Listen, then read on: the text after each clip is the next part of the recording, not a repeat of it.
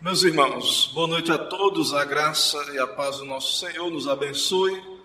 Vamos abrir a palavra do nosso Deus no Evangelho segundo Mateus, no capítulo 5. Mateus 5, do verso 1 a 3. Evangelho segundo Mateus, no capítulo 5, versículo de número 1 ao versículo de número 3.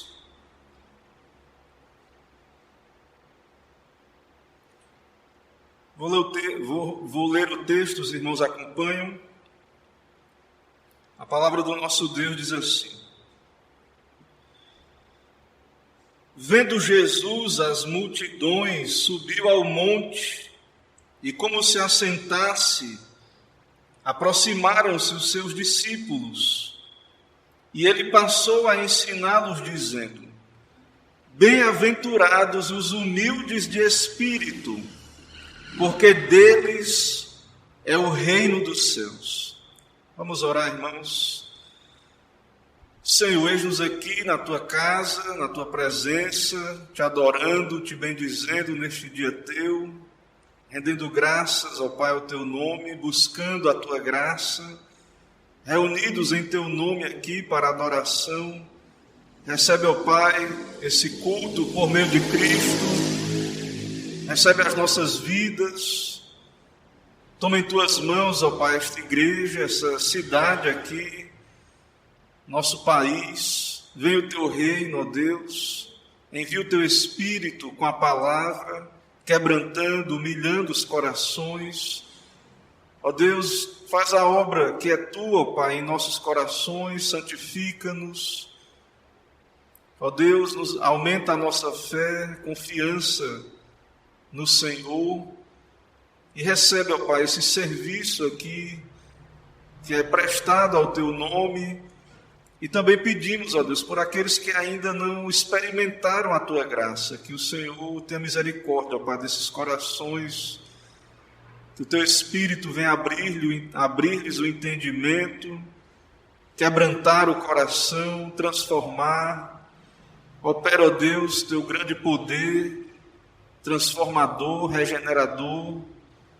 Seja feita a tua vontade, ó Pai, em cada coração aqui nesta noite, e aonde essa palavra também chegar. É o que pedimos, oramos em nome de Jesus. Amém. Meus irmãos, o que é uma pessoa feliz ou bem-aventurada?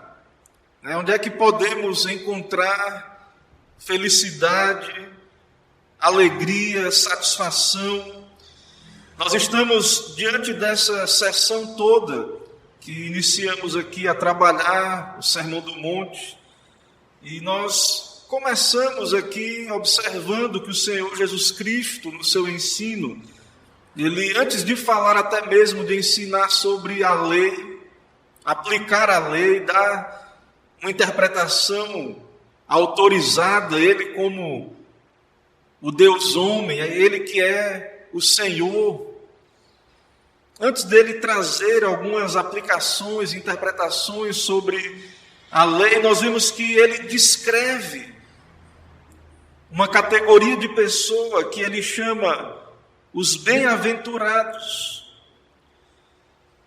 Então, nós nos perguntamos, o que é essa pessoa, ou quem é essa pessoa bem-aventurada?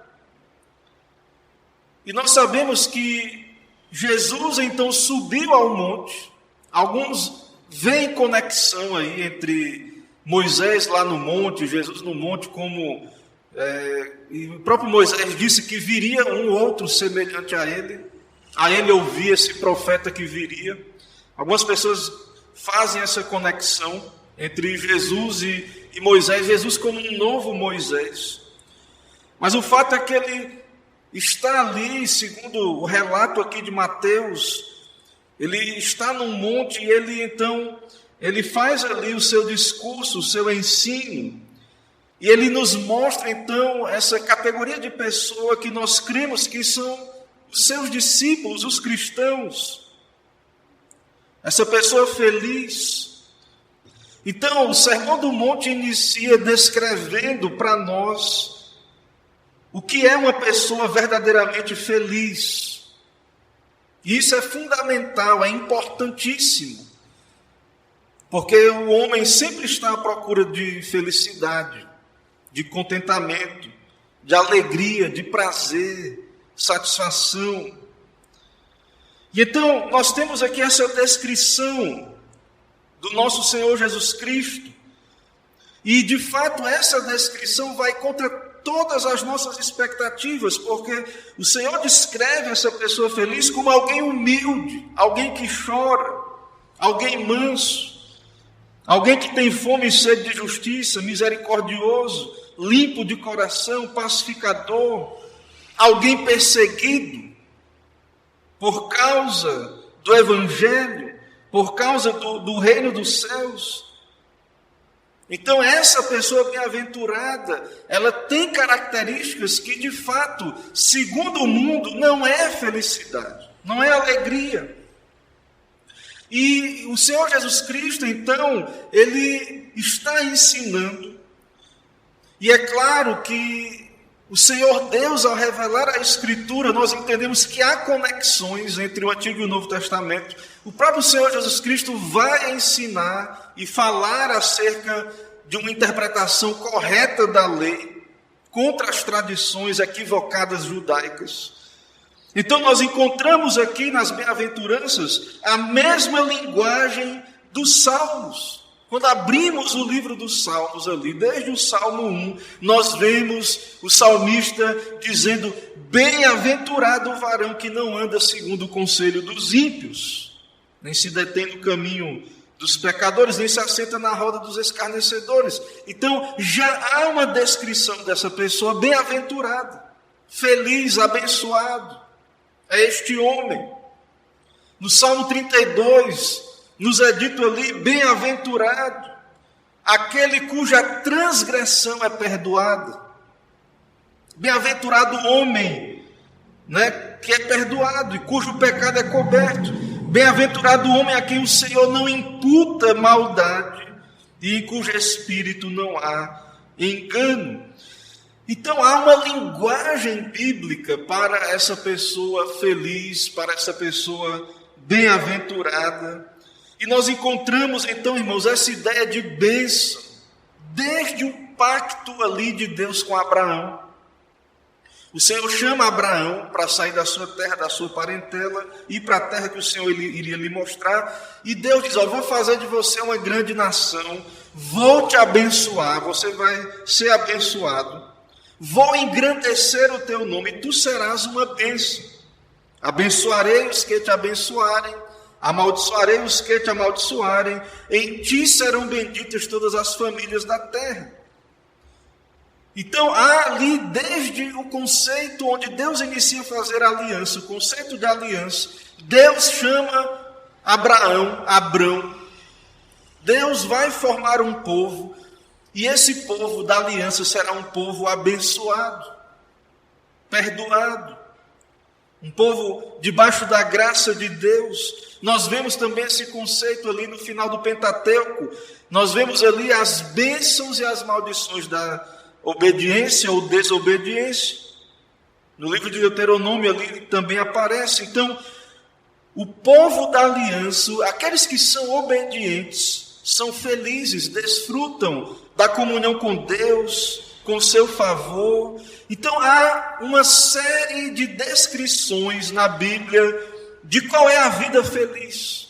Como é a vida feliz? E aqui, irmãos, nas bem-aventuranças, nós vemos então essas marcas deste homem feliz, desta mulher feliz, deste que é bem-aventurado. Nós vemos as marcas daqueles que fazem parte do reino de Deus, daqueles que estão em aliança com o Senhor. Ou seja, nós entendemos que essas bem-aventuranças descrevem o que todo crente deveria ser.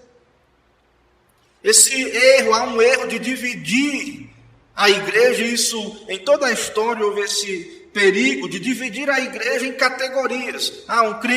Existem crentes carnais, alguns dizem. Existem aqueles dedicados a Deus, consagrados, não, mas tem o crente carnal. Irmãos, não é isso que a palavra de Deus nos diz. Essa descrição das bem-aventuranças é para todo crente. São graças, virtudes cristãs. São virtudes que devem ser encontradas em todos aqueles que receberam a vida de Deus nas suas almas. Todos aqueles que estão sendo transformados à imagem de Cristo devem manifestar essas virtudes. Então nós cremos que o Evangelho é o poder de Deus para a salvação de todo aquele que crê, e o Evangelho pode transformar pessoas altivas, jactanciosas, cheias de si, cheias de justiça própria. O Evangelho, irmãos, tem esse poder, e ele faz isso. Ele resgata pecadores do seu próprio coração orgulhoso, das suas vaidades. O Evangelho tem esse poder de humilhar pecadores, de trazê-los a Cristo, do modo adequado, do modo correto. Então nós, como igreja, irmãos, não podemos aceitar essa divisão, essa categoria. A pessoa é crente, mas é formal, é carnal. Não, irmãos. Todo crente verdadeiro é um indivíduo diferenciado neste mundo. É alguém transformado. Não está mais no estado natural. O Espírito operou no seu coração. Operou uma grande transformação. Uma nova criação foi operada dentro deste homem, desta mulher, de tal maneira que há uma conversão, uma mudança de rumo, de atitude. Essa pessoa transformada, com uma nova natureza, ela vai ter outros alvos. Quando comparamos o crente com o ímpio, essa pessoa vai ter outra direção na sua vida, outras prioridades. Então, nós temos aqui a descrição. Jesus começa esse sermão mostrando o que nós devemos ser. E isso só pode ser feito pela graça de Deus. E aí, crentes salvos pela graça vão poder, com a bênção de Deus, com a ajuda de Deus, andar em santidade, ser sal e luz do mundo. Poder, com a ajuda de Deus, cumprir o que esse Sermão do Monte nos ensina. Então, nós precisamos entender isso. E, de fato, esse Sermão do Monte, ele confunde o mundo ímpio, aqueles que não creem em Deus. Porque quem diria, né, que os felizes são os pobres, os humildes, os mansos, os que têm fome e sede de justiça? Quem diria? Quem diria, irmãos?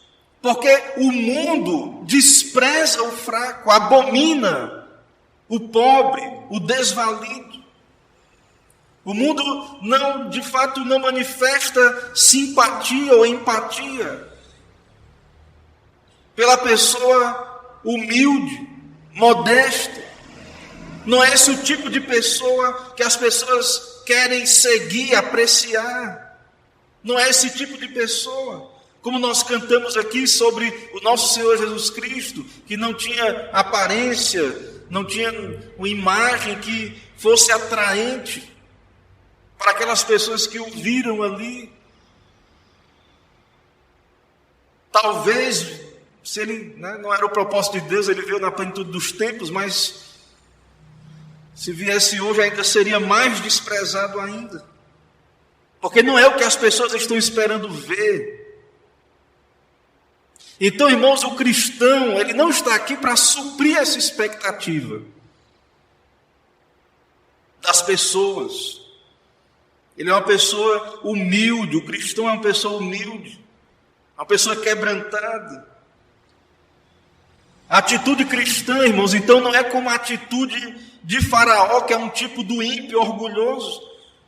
Quando o Faraó respondeu ali para Moisés: quem é o Senhor para que eu ouça a sua voz e deixe Israel? Quem é esse Senhor aí? Nem conheço esse Senhor e nem deixarei Israel ir. O orgulho, a vaidade. Então essa bem-aventurança que estamos considerando hoje, bem-aventurados os humildes, ela é a primeira bem-aventurança. Ela é fundamento para as outras, ela é chave. Há uma estrutura, uma lógica nessas bem-aventuranças. Não é por acaso essa ordem. Se Deus permitir, nós vamos ver isso à medida que formos caminhando. Então, essa bem-aventurança, a humildade, essa graça, é uma marca básica e fundamental de todos os que estão indo para o reino dos céus. Bem-aventurados os humildes de espírito, porque deles é o reino dos céus. Então, o início de tudo, o começo da nossa jornada, aquele que se dispõe a ir para o reino dos céus, ele tem que começar aqui, sendo humilhado, do ponto mais baixo. Reconhecer, irmãos, que nada somos, nada temos. Precisamos morrer, ser anulados, para então sermos vivificados. Tem uma frase muito conhecida, as pessoas compartilham muitas frases aí, e uma frase de Lutero, que circula aí na internet, que ele diz: Deus cria a partir do nada, portanto, enquanto o homem não for nada, Deus nada poderá fazer com ele. Então, esse é o começo. Deus nos humilha. O Senhor vem a nós, o Senhor nos dá esse padrão elevado, essa lei, esse caráter que nós não conseguimos viver por nós mesmos. Não é algo natural, não é algo que nascemos ou não nascemos, essa humildade. Pelo contrário, o pecador é alguém arrogante por natureza, apegado à sua justiça, às suas obras. Então ele precisa ser esvaziado primeiro. Então a ordem, irmãos, por causa da queda, é primeiro a condenação para que venha a libertação. E irmãos, então essa bem-aventurança, ela é chave. E o conceito de humildade que vemos aí está altamente conectado com a ideia de justificação pela fé que vimos hoje pela manhã na nossa escola bíblica. Essa bem-aventurança, né, a sua base, o seu fundamento é a justificação pela fé. Nós vimos aqui pela manhã, comentamos que a fé é descansar no que Jesus fez, abandonar tentativas de agradar a Deus. Perceber que nada podemos fazer por nós mesmos. Isto é fé. Confiar em Jesus. Acreditar que Cristo pagou a nossa dívida.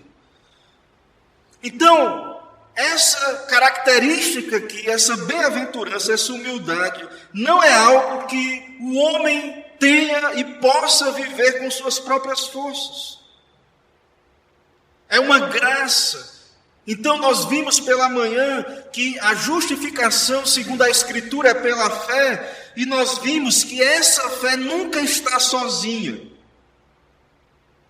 Humildade, esperança, amor, o fruto do Espírito, várias graças se manifestam numa alma regenerada.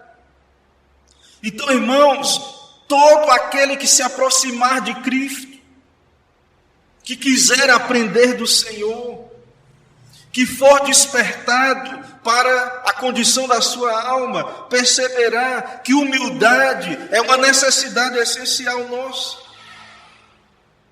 Precisamos ser achados diante do Senhor humildes, quebrantados. Precisamos entender e crer que o que Jesus disse é realidade, sem Ele nada podemos fazer.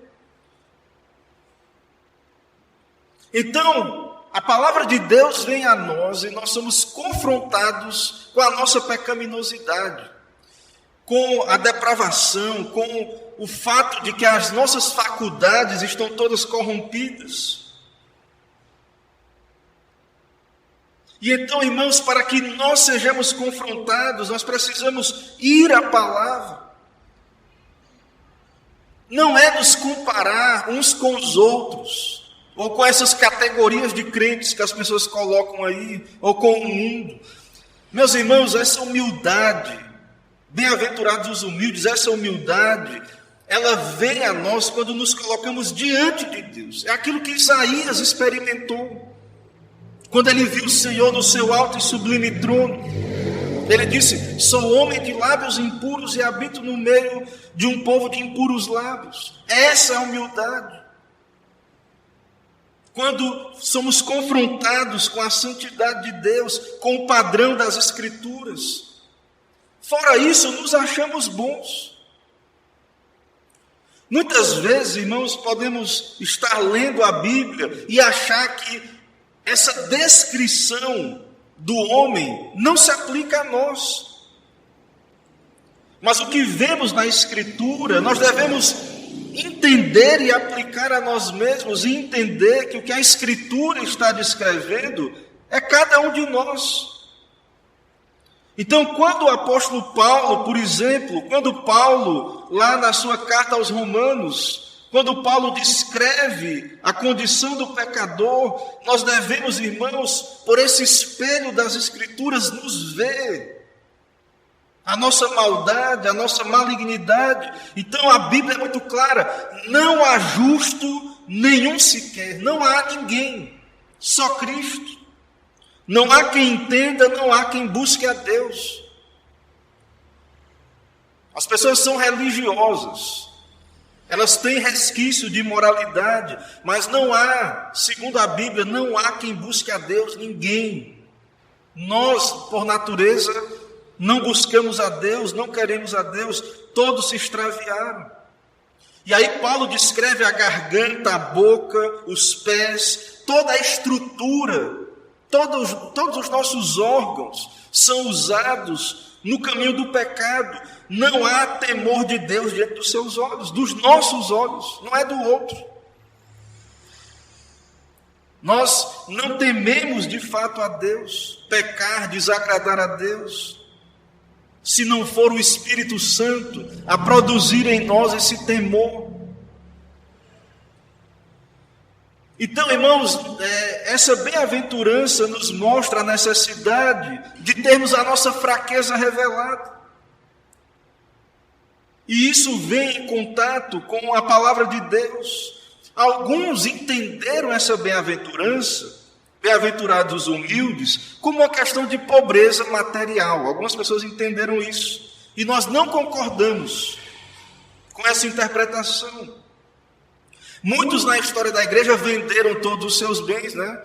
Entenderam? Jesus diz: bem-aventurados os pobres. Aqui ele fala humildes em espírito, né? Mas no texto paralelo lá em Lucas, ele não fala em espírito, né?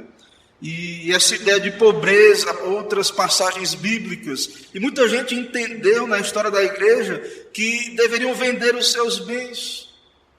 Mas nós sabemos, irmãos, que é possível alguém ser pobre e não ser humilde de espírito. Porque o que Jesus está dizendo aqui não é nada que o homem possa ter por ele mesmo. Então, nós sabemos que é impossível para o pecador entrar no reino dos céus rico e pobre. Jesus fala, né, que é mais fácil passar um camelo no fundo de uma agulha do que um rico entrar no reino do céu. Mas é qualquer pecador, irmãos. Rico, pobre, homem, mulher, todas as etnias, todo pecador, é impossível por natureza. O que, na verdade, o grande mal, o que é grande impedimento para o rico, é a confiança que ele tem nas riquezas pessoais. Mas, se você prestar bem atenção, você vai perceber que a nossa época é materialista, e até mesmo o pobre, ele confia muitas vezes na riqueza. Ele pensa: não, mas se eu tivesse mais, aí sim eu estaria bem e poderia até, quem sabe, servir a Deus. Muita gente acha que servir a Deus é para quem pode. Não, irmãos, todos nós necessitamos do Senhor, ricos, pobres.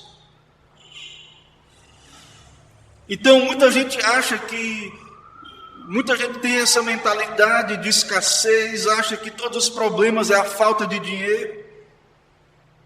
E não é isso que a Bíblia diz. Nosso problema é espiritual, é o coração, é a nossa relação com Deus, porque por natureza estamos em inimizade com Deus, estamos perdidos, condenados.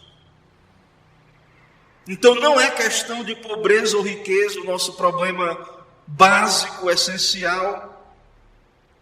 Então nós não interpretamos essa passagem, essa humildade ou essa pobreza de espírito como um voto de pobreza ou um louvor da pobreza. Nós não podemos ignorar o fundamento católico romano da nossa cultura e devemos nos acautelar de associar pobreza com piedade ou humildade. É claro que há tentações tanto para ricos quanto para pobres. Então, muita gente acha que para ser humilde, piedoso, ela tem que vender tudo que tem, virar pobre para poder conquistar o reino dos céus, como se fosse por méritos, por obras. Então a questão de Cristo aqui não é se é rico ou pobre, é a humildade de espírito. O que fala aqui o texto, a humildade, está falando da marca de um regenerado. É a humildade, irmãos, que Deus opera em nós quando estamos diante dele e percebemos que estamos pobres, cegos e nus, nada temos, nada somos. E isso o mundo não conhece. Apenas pela palavra e pelo Espírito, Deus pode abrir os nossos olhos para ver que estamos perdidos. Para vermos que não é dinheiro que vai resolver o nosso problema. Ou nada nesse mundo, embora essas coisas tenham valor, educação, dinheiro e outras coisas, outros valores têm o seu lugar, mas não resolvem o problema do homem, não resolve o nosso problema. A nossa questão com Deus, nossa condição de inimizade com Deus. Então o mundo não conhece essa humildade. E na verdade, toda a postura que o mundo valoriza confia em si mesmo. As pessoas que atraem as pessoas mundanas, né, e carnais, a pessoa bem-sucedida no mundo, né, é a pessoa que, na nossa época, é uma época de aparência. Então, é a postura, uma postura ali, A ou B, vitoriosa. Então, a importância da imagem pessoal. E as pessoas querem conquistar segurança nesse mundo com base nos seus esforços, nas suas capacidades. E pode ver que sempre que aparece uma novidade aí, que na questão comercial, essas pirâmides aí, sempre, claro que ali vai ter alguém que vai ascender primeiro, mas eles usam essas pessoas, e muitas vezes a propaganda é a pessoa parecer ter mais do que o que ela realmente tem, para poder atrair. E o discurso é: você é bom, você é especial, você pode, eu consegui, você também vai, coisas desse tipo. Então o mundo, irmãos, ele não vai valorizar essa graça. O que é um cristão?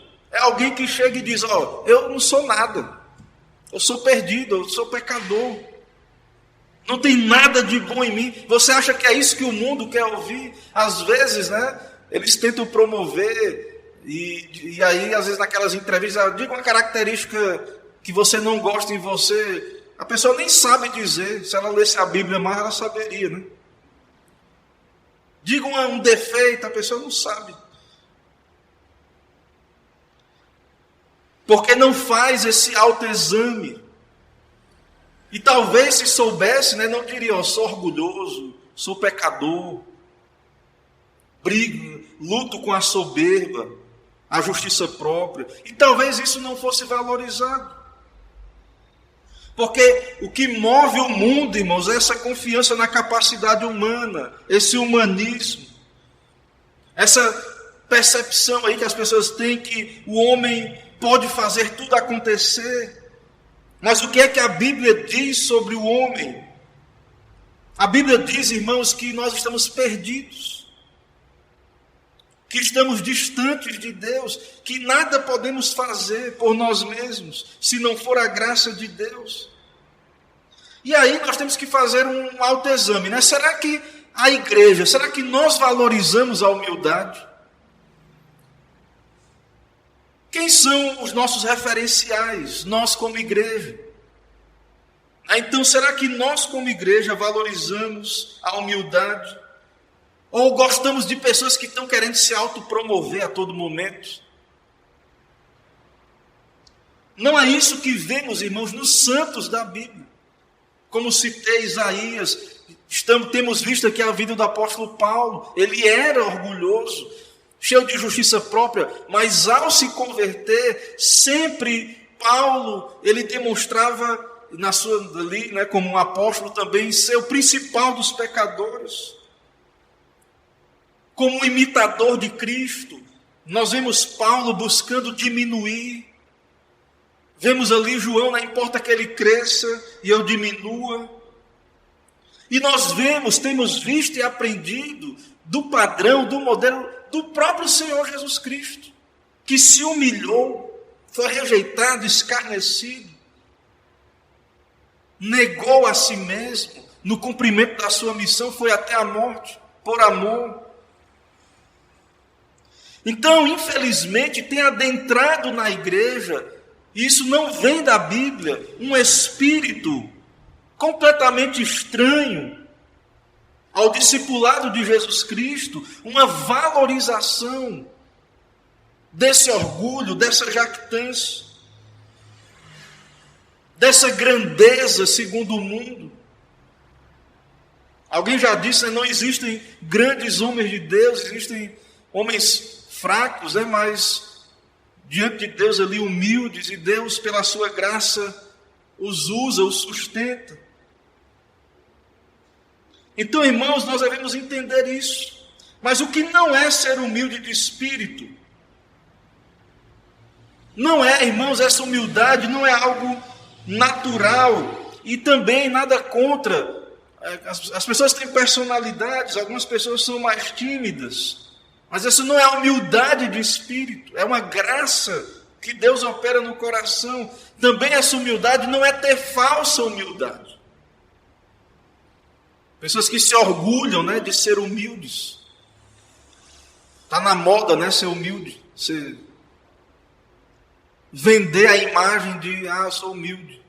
Então tem os extremos, né? Alguns que seguem os orgulhosos e outros que estão vendendo aí, lucrando em cima da falsa humildade, humildade fingida. Não, o cristão não deve ficar fingindo humildade. Isso tem que ser natural. Isso tem que fluir da graça de Deus em nosso coração. Então, essa falsa humildade também pode vir a nós como essa tendência de querer, como é que a pessoa vai perceber como eu sou, né? Então, criar ali uma falsa humildade. Não, irmãos. O cristão é uma pessoa natural. Ele vai produzir esse fruto por natureza.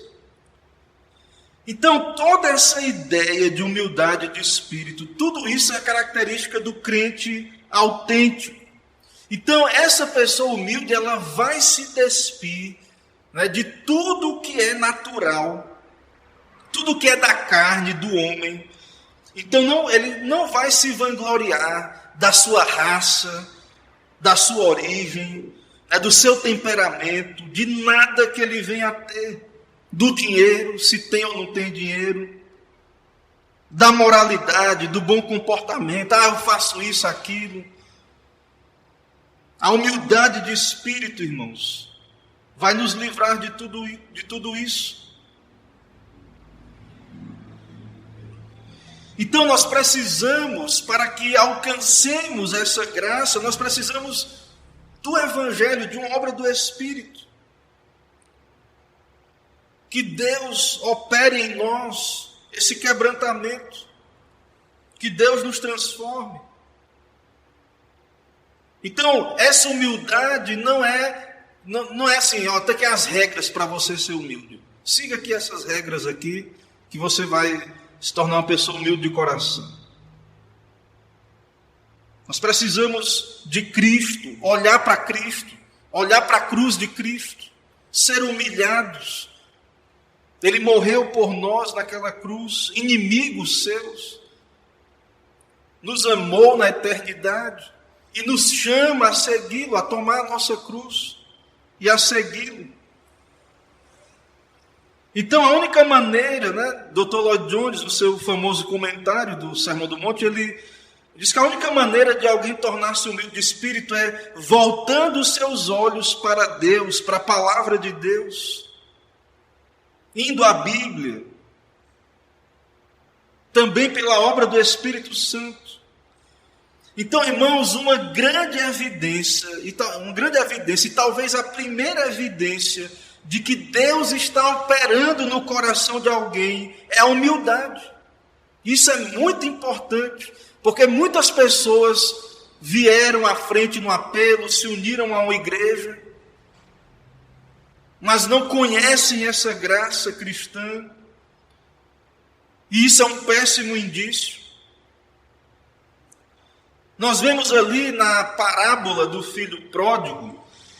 Filho pródigo, ele era cheio de direito, pai, me dá aí minha parte da herança. Me dê e antecipe aí minha parte da herança. Foi para um outro país, outro lugar, dissipou com prostitutas.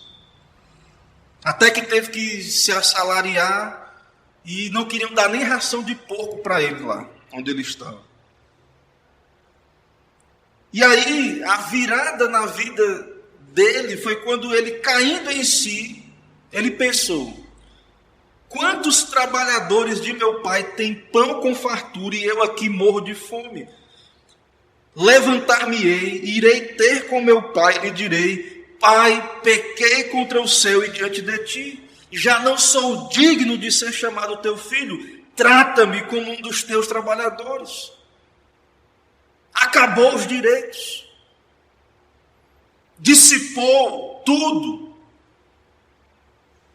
que havia recebido, e agora ele volta humilde, sem nada nas mãos, nada a exigir de Deus. Meus irmãos, é assim que o pecador tem que ir a Cristo. Nós dissipamos os dons de Deus, aquilo que Deus nos dá, no pecado, na vida ímpia, usamos para nós mesmos. Então a maneira adequada de irmos a Cristo é esvaziados, submissos, indo a Cristo como Senhor e Salvador, tendo percepção da nossa pobreza espiritual. Então esse jovem ali, ele nos mostra isso.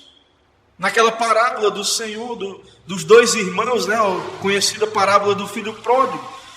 E perceba que Jesus Cristo, lá na profecia de Isaías, citando o Messias, o ministério de Cristo é descrito ali em Isaías 61, a partir do verso 1, é dito do Messias: o Espírito do Senhor Deus está sobre mim, porque o Senhor me ungiu a pregar boas novas aos quebrantados.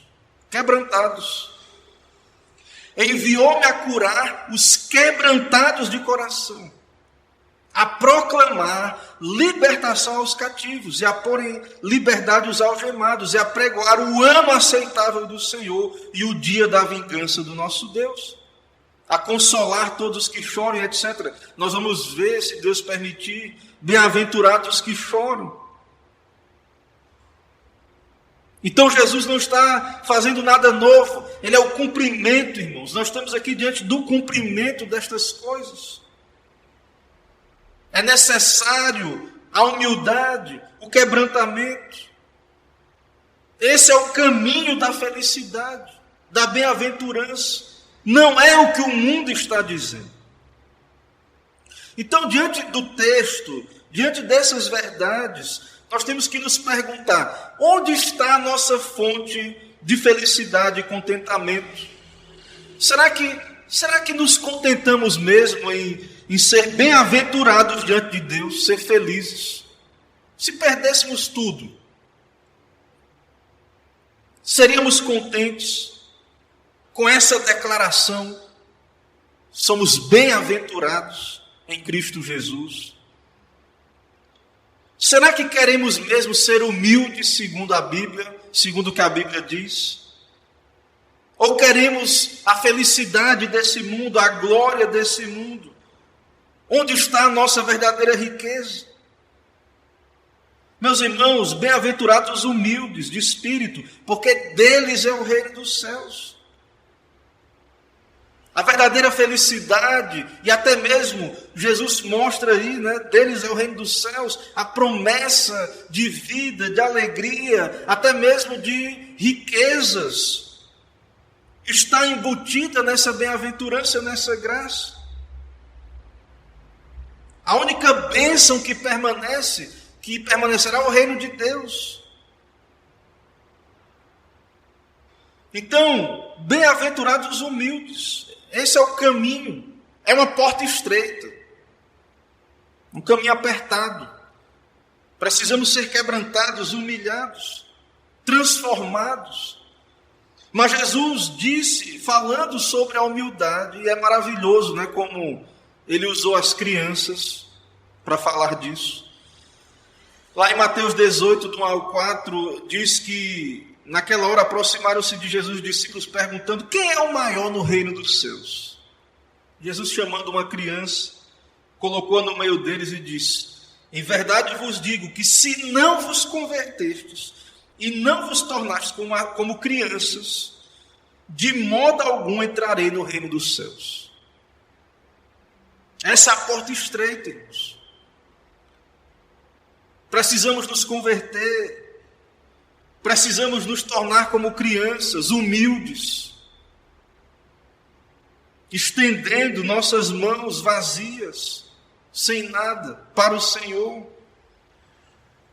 Jesus disse, portanto, aquele que se humilhar como essa criança, esse é o maior no reino dos céus. É muito triste quando a igreja absorve os valores mundanos e traz para dentro da igreja as hierarquias, as vanglórias mundanas, os sinais de status do mundo, adentram a igreja, ao reino de Deus. Irmãos, o crente, o humilde, o bem-aventurado, nós somos de outro reino. Nós somos transportados do império das trevas para o reino do Filho do seu amor. O reino de Deus está entre nós, e o modo como ele funciona não é como o mundo. Aquele que se humilhar como essa criança é o maior. E aí ele completa também, né? Aquele que receber uma criança como esta em meu nome, a mim me recebe. Então, a grande necessidade dos nossos dias, a nossa grande necessidade é ter a nossa boca calada como a do filho pródigo, diante do juízo de Deus. Essa é a nossa grande necessidade, porque somos cheios de direito, né? Temos muito direito. Cheios de justiça própria diante de Deus. Queremos dizer como é que vamos servir a Deus, como é que vai ser. As pessoas vêm muitas vezes para a igreja e já trazem ali, não querem submeter a Cristo, ao seu reino, às suas leis, seus decretos. Ele é rei, ele é Senhor. É ele quem nos diz como devemos servi-lo, adorá-lo. Então, segundo a palavra de Deus, segundo Paulo, ele explicando lá em Romanos, nós ficamos como que silenciados, calados diante do juízo de Deus. Então, irmãos, toda pregação do Evangelho deve humilhar o pecador, exaltar a livre graça de Deus, e a verdadeira pregação vai promover a humildade nos corações. Claro que o crente vai lutar com orgulho ainda, ele é pecador. Mas isso não deve ser promovido, pregado, abraçado entre nós. Devemos lamentar se lutamos contra a vaidade e o orgulho. E todos nós vamos lutar em alguma medida com isto. Mas nós devemos, irmãos, amar os santos de Deus. E os santos de Deus, tanto na Escritura quanto na história, foram homens humildes, tementes a Deus. Mas que por meio desse caminho receberam uma grande herança. E nós também somos chamados pelo Evangelho para que reinemos com o Senhor, porque deles é o reino dos céus. Para todos os crentes, para todos os que creem no Senhor, Pedro diz: quando o Supremo Pastor se manifestar, recebereis a inacessível coroa da glória. Reinaremos com o Senhor. Que importa, né, o que o mundo, se o mundo nos valoriza ou não? A fama do mundo, o que o mundo diz, os seus padrões. Não é para isto, irmãos, que devemos olhar. Devemos olhar para Cristo. Reinaremos com Ele, pela sua graça.